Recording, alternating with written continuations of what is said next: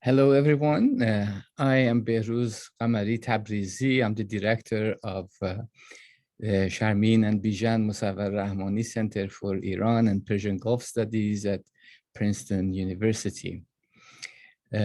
Before we begin our last Wednesday seminar of the semester, I would like to extend my sincere thanks to Becky Parnian and Pete Novak, who were with us the entire semester and made these events possible and made sure that everything in every meeting goes smoothly and without any glitches.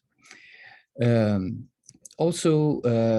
logistics of the conversation, as always, is that I would introduce our guests, and after the introduction, we will have a conversation amongst ourselves for a short period of time, and then I would open the floor for questions from our audience.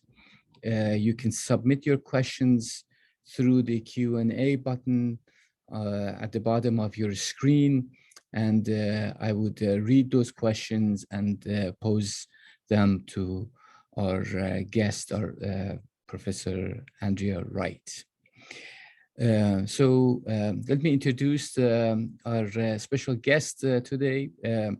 Andrea Wright is Assistant Professor of Anthropology and Asian and Middle Eastern Studies program at the College of William and Mary. She received her PhD in Anthropology and History from the University of Michigan in 2015. Her research examines the histories of capitalism and its contemporary expressions in South Asia, the Arabian Peninsula, and more recently, the United States. Her research draws upon post-colonial theories of mobility and decolonial theories of community to better understand how labor and energy production shape economies, geopolitical dynamics, and social inequalities. Currently, she is working on a book project called Producing Labor Hierarchies, A History of Oil in the Arabian Sea. And I believe the anticipated publication date is 2023 by Stanford University Press. This book examines the histories of labor and oil production in the Gulf and the Arabian Peninsula, and it interrogates the relationship among governments, oil companies, and mobile workforces. Today's conversation is about her first book, Between Dreams and Ghosts. I don't know if you can see the book, Indian Migration and Middle Eastern Oil, which is a beautiful ethnography of Indian migration to oil and gas projects in the Gulf. Discussing the book is our own Dr. Lindsey Stephenson, who is a postdoctoral fellow at the Sharmin and Bijan Mossavar-Rahmani Center. Lindsey received her PhD from Princeton University's Near Eastern Studies Department. Her dissertation, Rerouting the Persian Gulf, the Transnationalization of Iranian Migrant Networks, circa 1900, 1940, won the Association for Gulf and Arabian Peninsula Studies Best Dissertation Award. Before our program today, we were discussing and Lindsey shared the fact that Dr. Wright was in the award committee that gave her this important prize. She's currently working on her book manuscript entitled Oceanic Mobilities and the Iranian Everyday in the 20th Century Persian Gulf. Lindsey also actively participates in public scholarship and is currently the host and co-producer of the Indian Ocean Series podcast with the Ajam Media Collective. She is often involved in local Gulf conversations on the preservations of architectural heritage. Her research has been published in the Journal of Arabian Humanities, Journal of Arabian Studies, Foreign Policy Online, and Jadaliya, among others. So I'm so excited to have this conversation today, and I'm going to open the floor or the screen to our special guest, Professor Andrea Wright. The screen is yours. Great. Well, thank you so much for the introduction, and thank you everyone for being here today and the invitation. I'm going to share some slides, and what I thought I'd do today is talk a little bit about what the book is, which is Between Dreams and Ghosts, follows the process of migration from India of laborers to work in the at oil and gas projects in the Gulf. And it looks at the individuals who are often called unskilled or semi-skilled by the Indian government, which would be manual laborers and those who do tasks that don't require higher education at projects. The book draws on ethnographic research that I conducted in India, in the United Arab Emirates, and a little bit in Kuwait. And it follows migrants as they leave their villages to search for jobs in Mumbai, and then to their job sites in the Arabic-speaking side of the Gulf, and then back again to their villages after their 1 to 2 year job contracts end. And so what I'll do today is I'm going to start with the story about how I became interested in this project, and then I'm going to move to talk about hopefully some of the key themes and arguments of the book. And yeah, so, okay, so here's a map of the area, and my interest in Indian migration to the Gulf began in 2006 when I was living in Lucknow, which is around here, if you can see my pointer, but in northeastern India. I was taking a trip that year to Beirut, Lebanon, and I had a long layover in Dubai.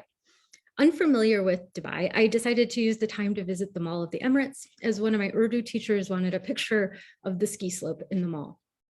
Outside the airport, I followed the signs for local transportation and found a line of waiting taxis. Entering the taxi, I asked the driver in Arabic to take me to the mall. In response, he shook his head and indicated he did not speak Arabic. As I watched the taxi meter tick upward, I asked the driver in English to take me to the mall. And once again, he shook his head and told me this time that he couldn't understand my English. I repeated my requests again in English and Arabic, and I was unsure of how to proceed.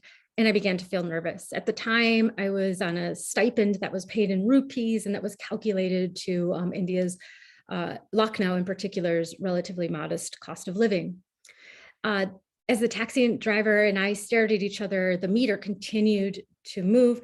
And finally, I asked the taxi driver in Hindi to take me to the mall. As I finished my sentence, the taxi driver looked taken aback and he asked, "Madam, how do you speak Hindi?" And I replied that I lived in Lucknow, which further shocked him because he himself was from a village near Lucknow. He began to call his friends on the phone to tell them that he had a white woman, an American white woman, in his car who spoke Hindi. And during the calls, I would speak Hindi when he asked me to prove the veracity of his claims. Eventually, we decided that I was not going to go to the mall. And instead, I went to a tea stall where I met a group of men, all from villages in, near Lucknow, and all of whom worked in Dubai. When I returned to Lucknow after my trip to Beirut, I visited some of the families of the taxi drivers that I met that day. And I listened to them and listened to their stories about having a family member in the Gulf. And let's see if I can, yeah, okay. So, and this is actually not from near Lucknow, this is from near Hyderabad, but this is a family that has a son working in the Gulf. And what I want to point to is the tractor that they were able to buy with remittances from the Gulf, as well as the house that's made out of concrete as opposed to like mud or thatch that they were able to build through remittances. The chance encounter that I had in Dubai, and then these subsequent conversations I had with families, planted the seeds that started the growth of this book. And I became increasingly interested in contemporary circuits between India and the Gulf and the experiences of migrants. For many poor Indians, the Gulf is one of the few international destinations where men who do not have formal education are able to find lucrative employment. And annually, approximately 1 million Indian men travel annually to work as laborers in the Gulf. Through my ethnographic research with migrants and their families, I learned that the choice to migrate is informed, of course, by economic necessity, but it is also informed by other factors. And these include social pressure, like watching one's friends move to the Gulf and buy tractors or build new houses. It's also informed by individuals' personal dreams, which include buying consumer goods seen on TV, but also dreams of being free or being modern, and that are harder to articulate. Finally, migration is shaped by another factor shaping migration is our familial obligations, such as helping provide dowries for sisters and daughters' dowries. Dowries for sisters and or daughters. And as I shared the stories in the book of migrants, I find that we see ways that capitalism incorporates non-capitalist social relations and values into its reproduction, and learn how diverse actors expand and develop capitalism. In Between Dreams and Ghosts, I focus in particular on labor in the oil and gas industry, and there's a few reasons for that. One is that when I began my research, I was able to conduct research in places that staffed oil and gas projects, which then led to more access. But also the oil and gas industry hires large numbers of workers from the Gulf, and it has a complicated and long history of operation in the Gulf. As I look at the process of staffing oil and gas projects and the historical factors shaping the process, I am also interested in how the process of migration reinforces and naturalizes certain inequalities. As I looked at migration, I saw both the multiple sites migrants move through, from their villages to Mumbai, for example, to the Gulf, but then also the multiple parties involved in migration. And this includes government officials, oil company managers, and recruiting agents. And recruiting agents are those who work as intermediaries between oil companies looking to hire workers and Indian workers looking for jobs. And this is an advertisement that a recruiting agency might put in an advert. Because of government regulations on immigration in India, 95% of migrants who are classified as unskilled or semi-skilled go through recruiting agents. In India, men who haven't passed 10th grade and who are emigrating to work in the Gulf need permission from the Indian government to do so. Women who have not passed 10th grade and who are over the age of 30 need permission from the government, as well as from their husband or father if they are unmarried. Women who are under the age of 30 are unable to migrate if they've not gone through 10th grade. The process of getting these permissions highlights the role of recruiting agents, but it also highlights the role of local, low-level government officials in the migration process. And here I just want to show, so if a person applies for a passport and they haven't gone through 10th grade, it's stamped in their passport that immigration check is required. And this is a newer way of looking. And on the bottom left is a older passport. In the book, I look at the history of these immigration regulations and how they're meant to protect vulnerable Indians. And I think about how this process builds upon laws that were written in the 19th century to regulate indentured labor from India as it moved throughout the British Empire.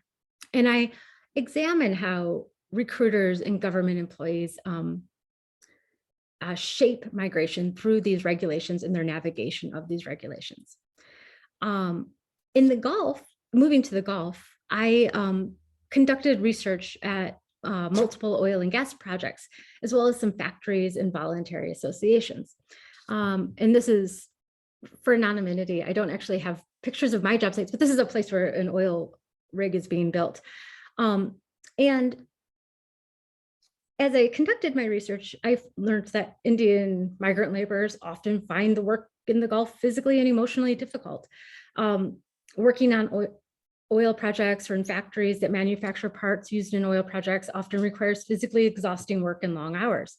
In addition, labor laws favor employers, and workers are legally forbidden to unionize or strike for better working conditions. Some workers in the Gulf face even greater challenges, including not being paid for their labor, not being able to return home when they choose, physical abuse, and in the worst cases, injury or death while on the job. Now, the precarity of workers in the Gulf is often viewed as exceptional, or is being attributed to Gulf Arab historic practices and cultures. In contrast to this perspective, I look at the practices of oil companies operating in the Gulf today and historically in order to understand contemporary labor conditions. My examination shows that the precarity of laborers is deeply influenced by contemporary capitalism. And in particular, I'm interested in how managerial policies, like how workers are housed in camps, the organization of those camps, worker contracts, and safety practices implemented at job sites, how these all contribute to worker precarity. And okay, this is I'm using this image for the hard hats, but also it's quite beautiful. But in one example is that how safe I explore in the book are how safety regulations, which are meant to protect workers, also operate to legally and morally displace the risk and consequences associated with workplace accidents from corporations to individual workers. In such analyses, we see that laws and practices that are often defined or attributed to pre-capitalist practices are actually formed in conjunction with contemporary state and corporate policies. Taking a step back and looking at the migration as a whole, when I look in the book, I look at the process of migration to consider how communities are formed as people move from India to the Gulf and back again. This emphasis on mobility through the Arabian Sea calls into question our understandings of why there are large numbers of Indians working in the Gulf, which is often attributed to supply and demand or surplus and scarcity. So newspaper articles such as this one, or in conversations with government officials or company officials, the story is often there's a surplus of course, Indians are working in the Gulf because there's a surplus of oil wealth in the Gulf, but a scarcity of labor. And in contrast, India is described as having a surplus of labor, but a scarcity of wealth. And if we view the oil industry from a global or state-centered perspective, this seems to make sense because these scales distort labor to make it appear that the process of staffing oil projects is frictionless. But much is lost in using supply and demand or surplus and scarcity to explain labor in the oil industry. Indeed, such frameworks ignore structural inequalities and lived realities, and invoking surplus and scarcity to explain labor migration rhetorically produces economies with systems of value that make labor cheap and oil expensive. Instead, in the book, I look at the process of Indian migration to the Gulf and labor in the oil industry ethnographically, and to see how migrants in the migration process destabilizes and question the normalization of neoliberal imaginings. And here in neoliberalism, and the liberalization of markets. Such economic shifts have an impact on labor, as well as people migrate in response to changing economic conditions. Temporary labor becomes increasingly the norm, and workers are not represented by unions or political parties. This neoliberalism is not an abstract concept that shapes migration, but it emerges in the signing of contracts, in the cultivation of entrepreneurial citizens, as corporations manage labor, as individuals envision the future, and as people fight for their rights. Thus, this ethnographic perspective that I try to present in the book questions this frictionless role of labor and demonstrates how precarious labor complicates the commodity chain. And then to conclude, I just want to reiterate how the book is trying to look at social practices and structural inequalities and how they clearly motivate migration, but also to see how migration influences social practices. I look at, through seeing migration as a process, we see it brings together diverse individuals to form communities or transnational networks of diverse actors. Thus, the order of oil production in the Arabian Sea is brought into being by the relationships developed by actors. Through these analyses, my goal for Between Dreams and Ghosts was to show that labor migration and oil production are deeply informed by participants' dreams for the future, as well as the historical context in which these activities are situated. Thank you. Thank you so much. That was such a lovely overview of the book here. Of course, there are so many intricate details of the book that in which lies all the kind of the real stories behind all these sort of parts of the book that you outlined here. Let me open the floor, give the floor to Lindsey and see what her take is on the book and what main questions does she have. Great, thank you. I think, like Behrooz has already said, the book offers a really incredibly rich ethnographic account of labor migration from India to the Middle East. And it really touches on the entire world of your interlocutors and gives the readers an incredibly intimate perspective on the migrants' world, from the interview process to kinship and customs and religion and their interactions with capitalism and the state. And what I love about the book is that it's all done within this kind of transnational perspective that actually reflects the way that the migrants operate in the world and view their world. So I want to start by saying thank you to Andrea for writing this book so intimately and also so accessibly. It's really a joy to read. So importantly, the book doesn't try to minimize the phenomenon of migration, as many works on migration do, through this kind of push and pull factors. And Andrea sort of very clearly sets those aside from the outset. And she's constantly aware of the agency and the personal desires and the experiences of all of her subjects, even amongst these giant structural entities like the Indian state and the global oil industry. And so I was really impressed at your ability to sort of work with these structures, but also to always keep the migrants at the forefront of the story. It was really, really beautifully done. And even though this book is really fueled by oil, I think it's a very fresh take on I think the new word with oil is life worlds of oil that exist within this massive industry. And in your book, Between Dreams and Ghosts, we get to actually think about the materiality of the oil industry rather than the role of oil in, I don't know, creating rentier states. And it's a completely fresh take, a completely new view of oil.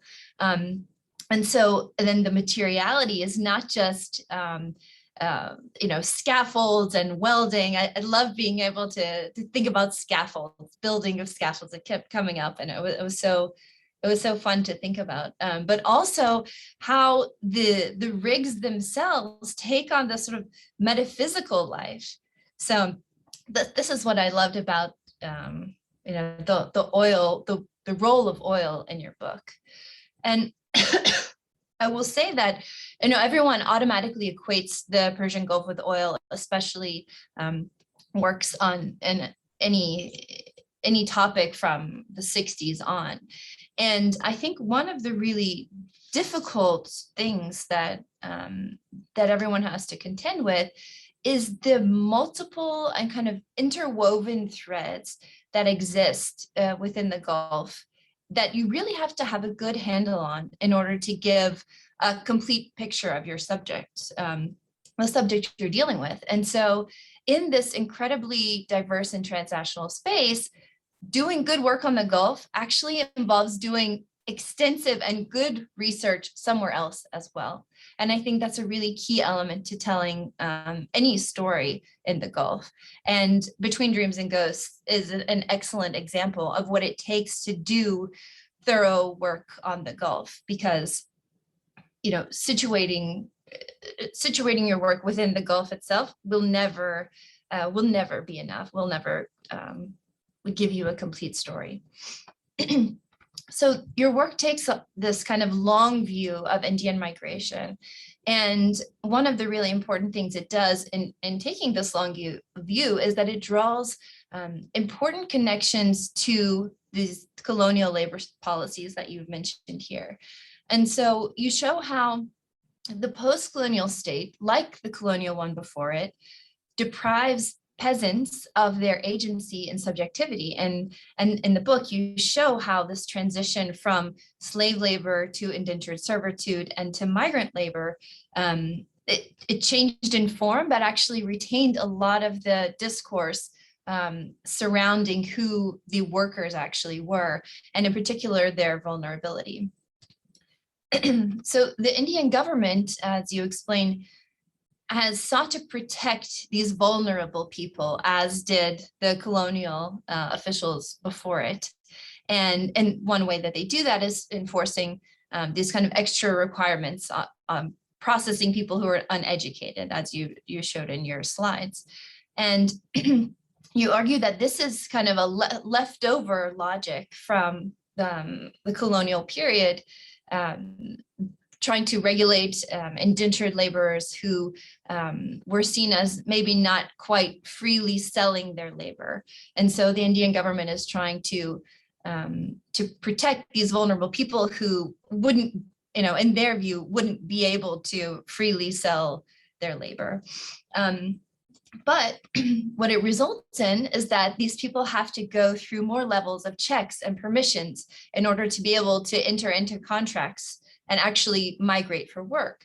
But as you note, the irony of this is that these regulations actually make the migrants weaker, because they have to navigate a much longer process, and especially accrue debt to pay for the services, extra services of the government that are trying to protect them. So it actually puts them in a weaker position because they're further into debt. And one really important tension that you draw out in the book is this tension between the right of the citizens to migrate without interference of the government, and the government saying that the vulnerable people need to be protected. So it's the Indian government is sort of playing both sides of this. There's so many things that I can talk about from the book, so I'm gonna kind of choose from my favorites. I also really loved this kind of state building project that you talked about, or this is my sort of read on it. So the vulnerable people have this really interesting role to play in Indian state building. So if their vulnerability is related to their education, the government and the agencies sort of advocate that they be more educated. And because they're not properly rational actors, they need to have some kind of services like training and education in order to be sent abroad and do the best work. And so that kind of training, as you mentioned, is first you mentioned discipline and hygiene, which I thought was really fantastic, that one of the things they need to be taught is hygiene. It's so classic. Then it's kind of certifications for the jobs that they will do, like welding or other kinds of manual labor that I don't fully understand the technical, scaffold building, and also English. And what was so interesting is that the training is not just for improving themselves and their chances at getting a job, but it's so deeply ingrained into this branding campaign of the Indian state, and a sort of modernizing campaign. And it's almost like they want to use the migrants to build a nation of entrepreneurs. It was so fascinating. So the agencies that recruit the laborers and the government who sort of process them are incredibly invested in the laborers' capacity to improve India's brand. So, for example, the poor Indians have to be secured jobs before migrating so that they don't give India a bad reputation of being a nation of beggars. It's just like it was so like beautifully written and really, really fascinating. Go on and on. the agencies like to think, so they're thinking of them as these entrepreneurs contributing to their communities, but it's not just that they will send money back and like make their villages rich. I mean, there are all kinds of aspects to their being abroad and sort of operating in the modern world. So yes, they'll send money, but they'll also, connect these remote villages of India to the modern world in some way. I feel like there's this expectation that they will sort of inspire their villages to, pursue more education, actually, and build up physically these remote villages, with bricks and mortar kind of building. So it really made me think, this line of like contracting and subcontracting is so prevalent in your book that I kind of got this idea that, it feels like the state is kind of hyper subcontracting nation building to these like individual workers who, on the one hand are so, poor and vulnerable, but at the same time have this great responsibility. So we can talk about that later. So yeah, hyper subcontracted individual state building was the note I made about that. So I've talked a lot about India, and I do want to mention one really important intervention that the book makes within the field of kind of Gulf studies, and that is to demystify Gulf exceptionalism. And you mentioned this yourself. I mean, you didn't say that you were doing that, but that was my read on it. That to sort of to take away this focus on Gulf exceptionality, which just constantly comes up on, how oil rents and Gulf traditions are actually the root of these illiberal labor practices. And to say, no, this, like when we do that, when we say things are like this because it's in the Gulf, we're actually obfuscating how oil companies and the oil industry actually contribute to worker precarity. So the multi-sided and multi-layered ethnography shows time and again how nation states are just one factor in labor politics. And that if we looked through another lens, such as the oil industry, we see that actually the Gulf is not that exceptional. And you note that, labor conditions in the oil industry are sort of troubling everywhere. And there was this really shocking fact that I was surprised to read, that but in the US between 2003 and 2013, fatality rates in the oil and gas industry in the US were 7 times the national average. And I thought this work really goes a long way to sort of hit the brakes on Gulf exceptionalism, in especially with regard to labor conditions. So I want to pose to you a few questions. And the first one I wanted to ask, and you kind of touched on this, about like how you got to your topic and where you started your research. And I was curious if you think that you start in the Gulf and find your subjects working backwards, or if you started in India and worked across, because even though you've told us the story here of how it came about, I find it comes up a lot for me in my research on migration, as where I have to stop and think, which direction am I actually seeing these subjects moving? What is my starting point? How do I decide who is in and who is out of this research? Let me ask. So related to that, how did you choose oil as the subject of your research, and migrants going to oil companies? Because even the men that you met were, this guy was driving a taxi, and presumably his contacts that you met on your first visit weren't involved in the oil industry because they were at a tea shop in the middle of Dubai. So from what I understand, the vast majority of people working, in the oil industry are sort of isolated and outside.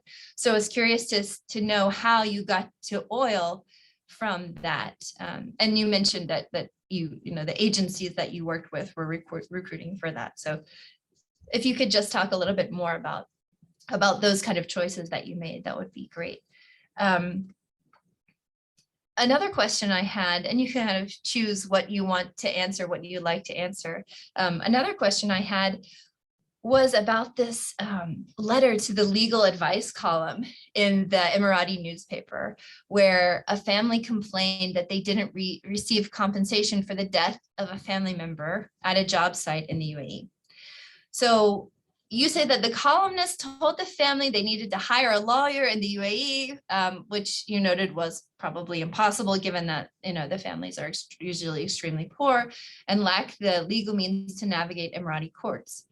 And you mentioned that the Indian government rarely intervenes on the behalf of these families. So I'm wondering how this fits into the Indian government's narrative of vulnerability and protecting their citizens. So they only think that they have a responsibility on the front end to try to keep people out of trouble, but then if they get into trouble, it's just sort of on them.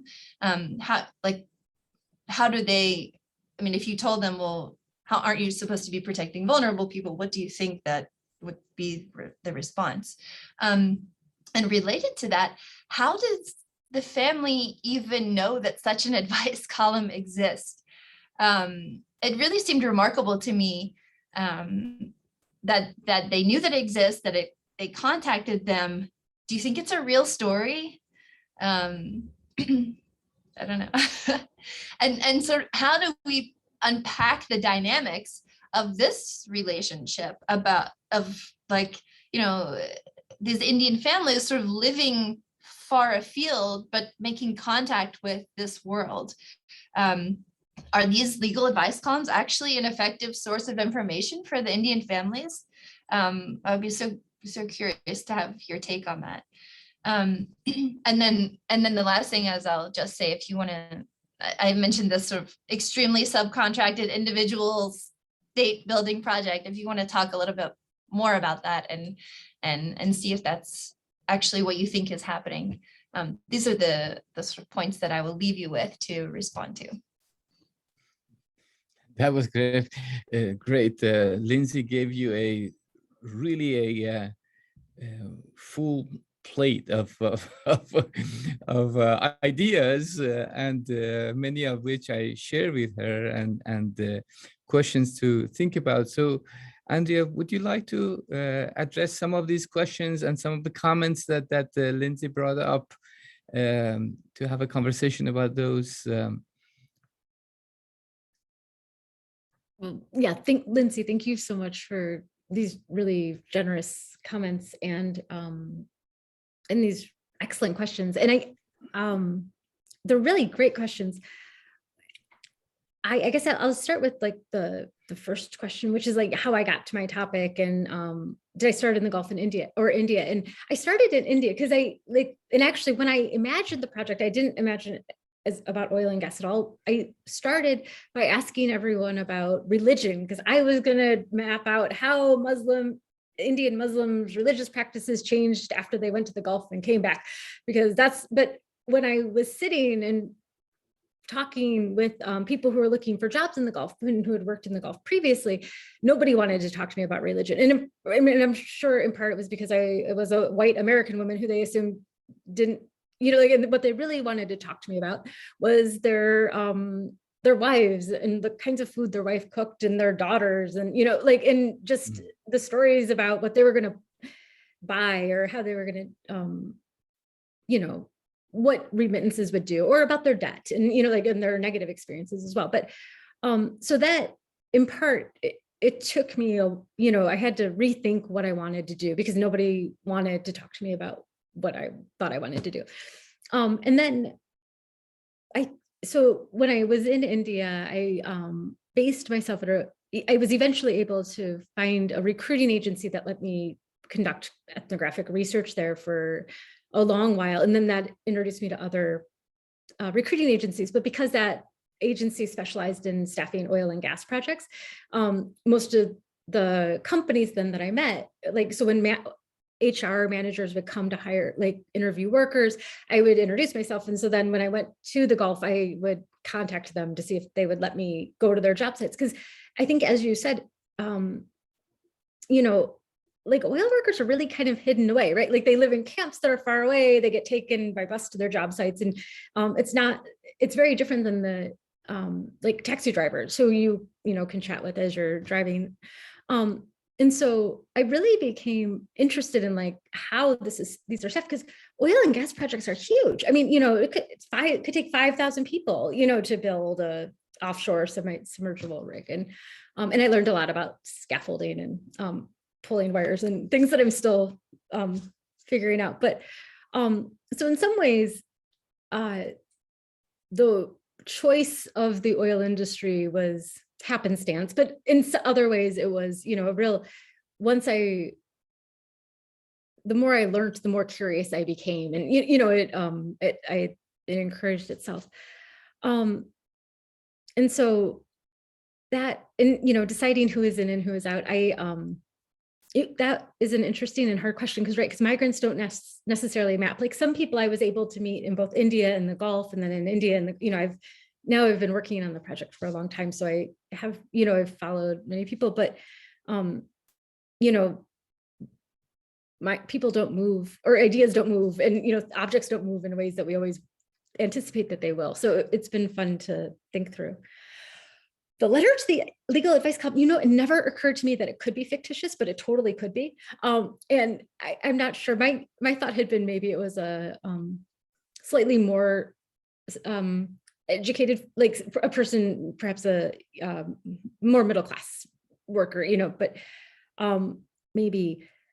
But it's interesting because I think that this idea, it really is that the Indian government's logic concerning protecting vulnerable workers and how it intervenes, I think is actually really connected to this individual state building project, because the idea would be once they sign a contract and that contract has been approved by the government, then they are individual rational actors who are making their own choices, right? And so if, and then that somehow absolves the government of the risk, or like having to protect, because the contract, becomes a form that then somehow displaces the risk or the responsibility, I guess, from the government to the individual worker.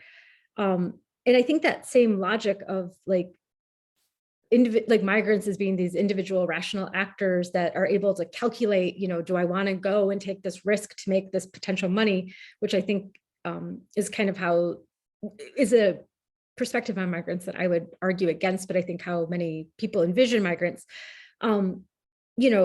is very similar to this individualized state building, right? Because then you have individuals who are learning and then going to change things. So it's all about, how does one displace from collective, a collectivity of responsibility onto an individual who then is supposed to do extra work.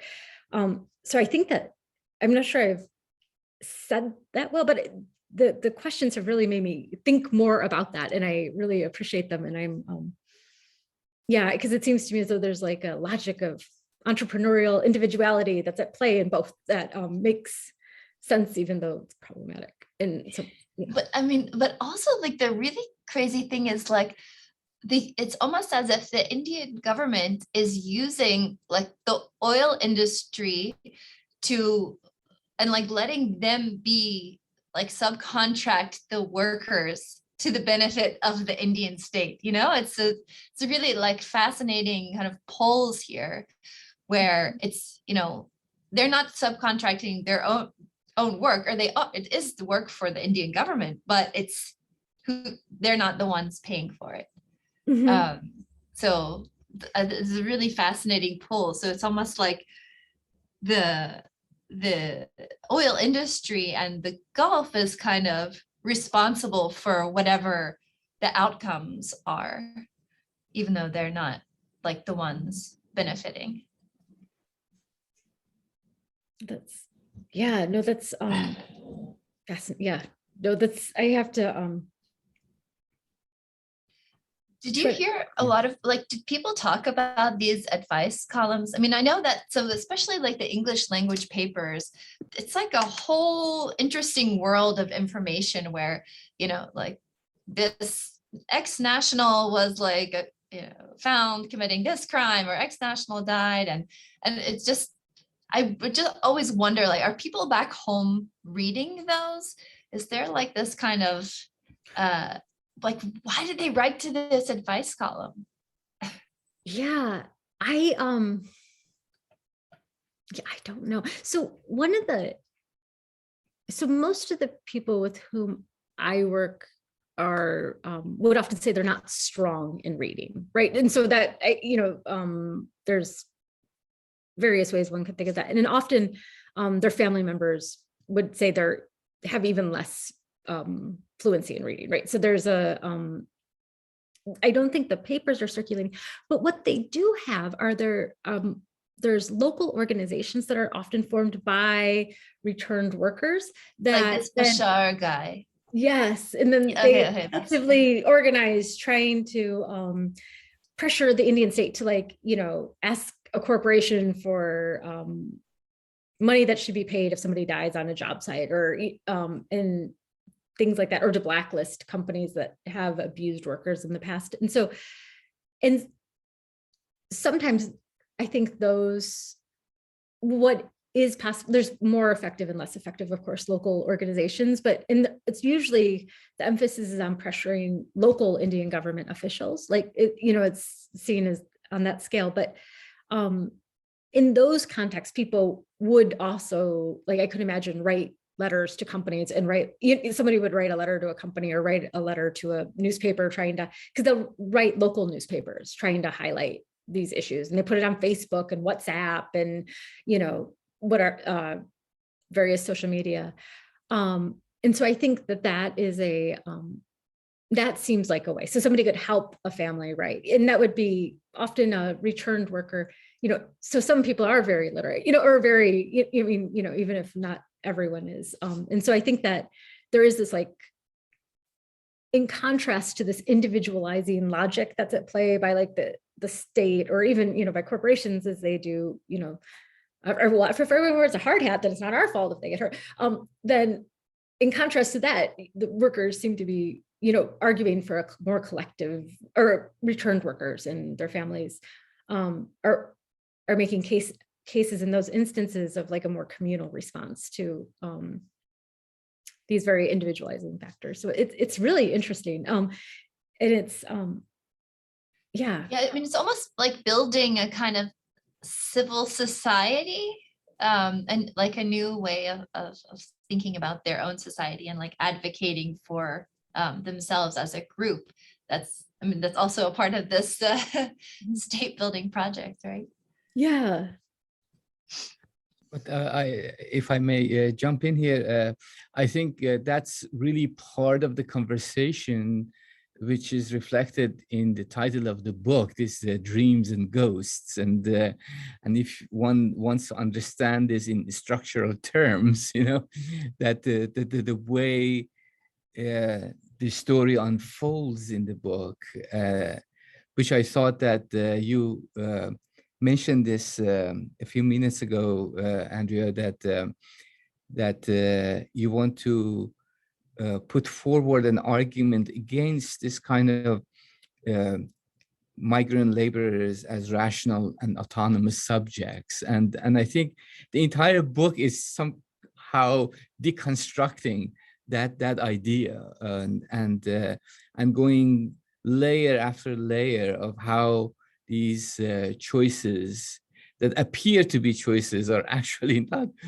quite could be conceptualized as choices, you know, that people, I mean, it really happens often that people say, oh, okay, I wake up in the morning and I decide to go to Dubai and work there, you know, or I go to an oil field in Bahrain or Kuwait and I work there. But, you know, and then you so beautifully sort of lay out these kind of structural conditions under which these decisions are made, and you show these continuities between pre-colonial, colonial, and post-colonial, and how capitalism operates. And I really loved the way that you sort of unpack these abstract concepts of neoliberalism or capitalism, and the way you show how they are manifested in really details of institutions, agencies, and how people are reproducing and perpetuating those relations, and how they see their own dreams, and in a way that the dreams are about future and ghosts are about the past, and that kind of continuity between the two, and overlapping of past and future, which is so nicely laid out in the book. And again, I thought that possibly if you could talk a little bit more about this, because I think to me that was the core of the entire book, that sort of deconstruction of that rational autonomous subject, and this kind of sort of the language of choice and liberal ideas about how people decide about their lives, and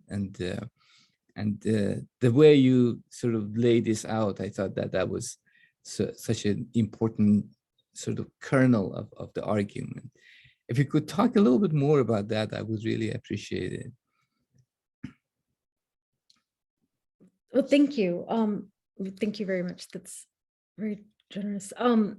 Yeah, I mean, that was the hope, was to really push against these ideas of, individuals or autonomous subjects, but also, I mean, excuse me, which in many ways like then naturalizes social inequality, right? So if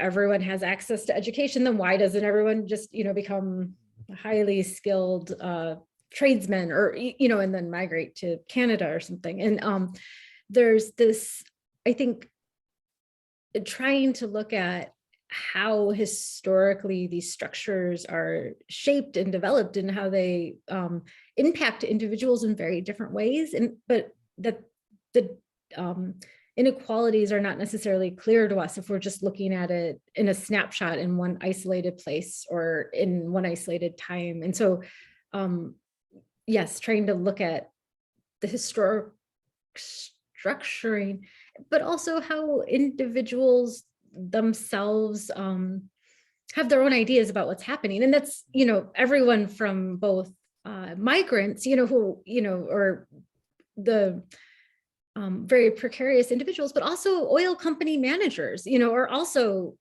like, I mean, their constraints are different, but they also have constraints on what they have, debt that they have to pay off, and they have, financial obligations, and they have,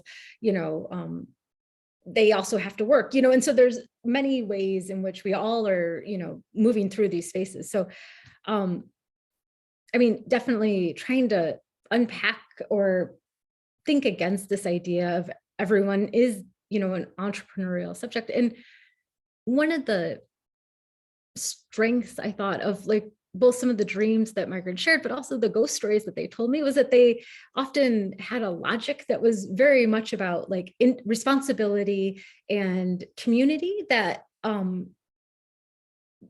pushed against, what the state or the companies they worked for necessarily understood responsibility to be, but rather they, one's obligation does not end with one's debt, but rather it extends, into the future, with a contract. And so very presenting another imagining of what a contract or obligation is. And I found that, for me, I found it very interesting, and which is, I guess, why I wrote it. But yeah, I guess that was the part of the hope with like the dreams and ghosts, and the overlapping of like how the overlapping of the past and future is really beautiful language. to say it. So thank you, Behrooz. I really appreciate that. But also, I thought that, you know, the way you talk about the dreams, the way the workers understand these futures are not like a sort of a wholesale acceptance of modernity, you know, like, and what modernity has to offer. You know, it's not about only abundance, you know, like they do have a sort of sense of, let's say, environmental concerns. They do have these concepts that those dreams. That's what I like about this thing, that the dreams and ghosts kind of overlap, you know, and those things that haunts them from the past also are in so many different ways shape those dreams in the future. And I like the fact that you show that those kind of critical edge exists in their imagination of future as well. No, definitely. And I think that like one place I tried to show that was both how workers in some ways engaged with like understandings of the Indian state's idea of modernity or development, but also would present their own. And then of course this, you know, I learned so much doing ethnographic research. So like when I'm arguing with people and I'm saying, no, you don't understand, we have to change because of climate change, so we can't use this. And, you know, finally hearing that, oh no, they are concerned about climate change, but they are not, you know, they don't want to do either what is being decided by the United Nations or what the Indian government is doing, but rather they're imagining something else that is wrapped up with the ghost stories that they tell about these, you know, contractual obligations that extend and who one builds, who one has obligations to, or what one has obligations to is not just other individuals, but other communities, but non-living beings and or inanimate objects in nature and other things. So it's yeah, I think the critical edge, I learned so much doing the research, I guess. And yeah. That's wonderful. Lindsey, do you want to add something before we wrap up our conversation? I wanted to kind of, I was hoping you would talk a little bit more about these like communities. You know, when you mentioned this this Bashar guy who's running this community organization that's sort of advocating for people, I just was curious, like how do people talk about the communities that they form? How does the experience of, you know, working together with people in this isolated space on an oil rig for however long in these conditions shape the communities that people feel a part of, and how does that impact relationships back home?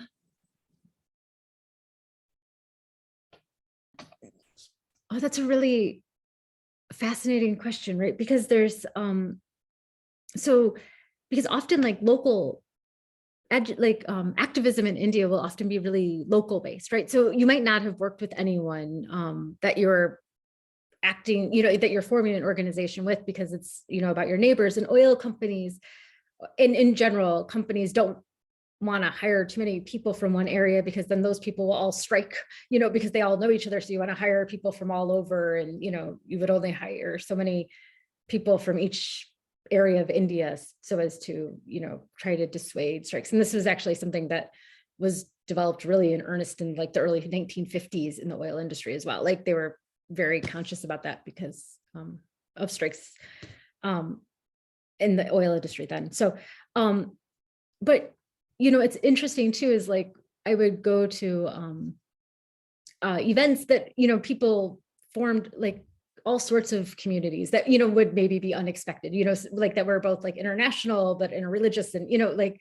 and so I think that on job sites, I think people really were exposed to multiple ways of and perspectives of being in the world, right? You know, and so some people, and so there's, but like everything, there's multiple, you know, other, yeah, it's interesting. But the logic of a company is to house people based on religion and nationality. So there's both like ways in which people are housed to keep them to keep groups separate, but then other ways like playing cricket together, people, you know, form friendships and make connections. So yeah, it's fascinating. So let me stop here and thank you again, Andrea, for this amazing book. This is a true gift, and hopefully when your next book comes out, we can host you in person in Princeton and continue this conversation. Thank you so much, Lindsey, for thoughtful comments. And this was our last Wednesday seminar. And again, we are working on our next semester's programs, and just keep checking our website for an exciting new series that in spring semester. And again, thank you so much, Lindsey. Thank you so much, Andrea, for this wonderful conversation. Thank you. Thank you. Thank you so much. Bye-bye.